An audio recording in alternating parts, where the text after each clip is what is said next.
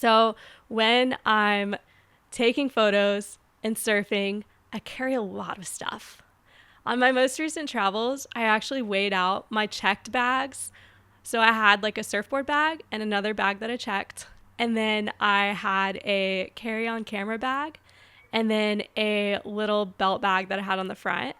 That ended up being 126 pounds. Carrying all of that stuff caused me to question if I was carrying it in a good way, because I knew that putting all of that weight of all that camera gear on my back was probably pretty bad for me, and I definitely felt it too, especially when I would take the metros or subways or trains, and I'd be like half bent over because the weight of everything and dragging surfboards.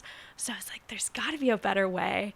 And so about 2 years ago, I actually went to a place called B&H Camera.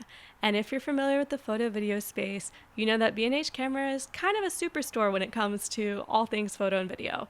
They have like all the tripods, all the cameras, all the bags, everything that you could think of as far as accessories and just all the little knickknacks you could accumulate as a filmmaker or a creative.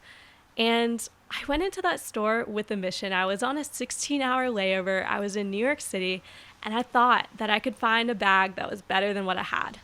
I had like a beat up backpack that was made for photo and video equipment, but it was bursting at the seams. I could barely zip it. I had overstuffed it with stuff. It was too heavy on my back.